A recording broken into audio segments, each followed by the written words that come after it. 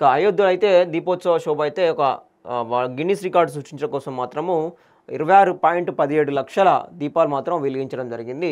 దాంట్లో ఏకకాలంగా ఎంతమంది పాల్గొన్నారంటే 2128 మంది హారతి ఇచ్చుకుంటూ పాల్గొనడం జరిగింది. దీపోత్సవం కూడా చేశారు. అదేవిధంగా ఆకట్టుకున్న రామాయణ ప్రదర్శనలు, లేజర్ షో. ముఖ్యంగా దీన్ని గిన్నిస్ రికార్డులో అయితే ఎక్కించడానికి మాత్రము దీన్ని ప్రదర్శన మాత్రము చేశారు. ఇక శ్రీరాముని జన్మస్థలమైన అయోధ్య నగరం ఆదివారం దీపకాంతులతో వెలిగిపోతోంది. 9వ దీపోత్సవంలో భాగంగా సరయూ నది తీరం వెంబడి ఈ ఏడాది 26.17 లక్షల దీపాలు వెలిగించారు. అదేవిధంగా ఏకకాలంలో 2128 మందితో హారతి నిర్వహించారు. ఈ రెండు గిన్నిస్ రికార్డులోకి ఎక్కినట్లు యూపీ ప్రభుత్వం వెల్లడించింది. అంటే ఒకటిసారి ఈ ఏడాది అంటే ఈ సంవత్సరం 26.17 లక్షల దీపాలు, అదేవిధంగా ఏకకాలంలో అంటే ఒకటేసారి 2128 మంది దాంట్లో పాల్గొనడం జరిగింది హారతితోటి. సో ఈ రెండు కూడా గిన్నిస్ రికార్డులోకి ఎక్కినని యూపీ ప్రభుత్వం అయితే వెల్లడించింది. పెద్ద ఎత్తున భక్తులతో నది తీరంలోని ఘాట్లు కిటకిటలాడుతున్నాయి.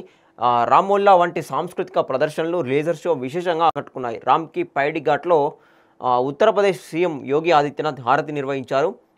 అంతకుముందు అయోధ్య రామ మందిరంలో పూజలు నిర్వహించారు. రాముడు, సీత, లక్ష్మణుడు, హనుమంతుడు వేషధారణలోని కళాకారులు ఆశీనులైన రథాన్ని లాగారు. అనంతరం దీపాన్ని వెలిగించి వేడుకలకు ప్రారంభించారు. ఉత్సవాల సందర్భంగా 1100 డ్రోన్లతో రామాయణ ఘట్టాలను అద్భుతంగా కళ్ళలో కట్టారు. 3D projection, mapping, graphic, laser షోలు, బాణసంచ వేడుకలు ఆకట్టుకున్నాయి. బాలకాండం నుంచి ఉత్తరకాండం వరకు 7 కాండాల ప్రదర్శనకు ప్రత్యేక శకటాలు ఏర్పాటుతో ప్రదర్శన నిర్వహించారు. 100 మంది చిన్నారులతో వానరసేన ఊరేగింపు నిర్వహించారు. రాముడి జీవితం ఆధారంగా 100 మంది సభ్యుల బృందం సంగీత, నృత్య, నాటక ప్రదర్శనలో ఆకట్టుకున్నారు. మణిపూర్, కేరళ, నేపాల్, శ్రీలంక తదితర ప్రాంతాలకు చెందిన కళాకారులు రామ్లీలా జానపద నృత్యాలను ప్రదర్శించారు. నగర వీధులు, ఆలయ మార్గాలు, ప్రధాన కూడలను రకరకాల విద్యుత్ దీపాలతో అలంకరించారు. మేరా దీప్ మేరా విశ్వాస్ పేరిట నిర్వహించిన పెయింటింగ్, కవితత్వం, యానిమేషన్ పోటీల విజేతలను ఉత్సవాలకు ఆహ్వానించి బహుమతి ప్రదానోత్సవం చేశారు. దీపోత్సవంలో భాగంగా మిషన్ శక్తి, స్వచ్ఛ భారత్ కార్యక్రమాలకు ప్రాధాన్యత కల్పించారు. స్వయం సహాయక బృందాలు స్టాల్స్ ఏర్పాటు చేశారు. దీపోత్సవం నేపథ్యంలో అయోధ్యలో కట్టుదిట్టమైన భద్రత ఏర్పాట్లు చేశారు. రామజన్మ భూమికి ఈ ఏడాది భక్తులు పోటెత్తున్నారు. జనవరి నుంచి జూన్ మధ్య కాలంలో 23.82 కోట్ల మంది బాలరాముని దర్శించుకున్నట్లు అధికారులు వెల్లడించారట. ఇక ఇందులో దాదాపు 50,000 మంది విదేశీయులు కూడా ఉన్నట్లు తెలిపారట. యూపీ పర్యాటక శాఖ వివరాల ప్రకారము తొలిసారి దీపోత్సవం నిర్వహించిన 2017లో మొత్తం 1.78 కోట్ల మంది సందర్శించారట.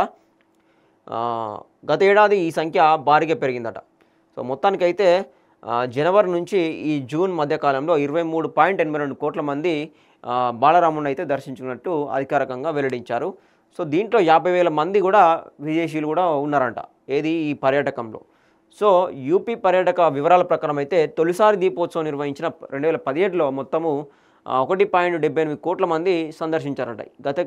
ఈ ఏడాది కంటే ఇంకా ఈ ఏడాది ఎక్కువ పెరిగిందని కూడా చెప్తా ఉన్నారు.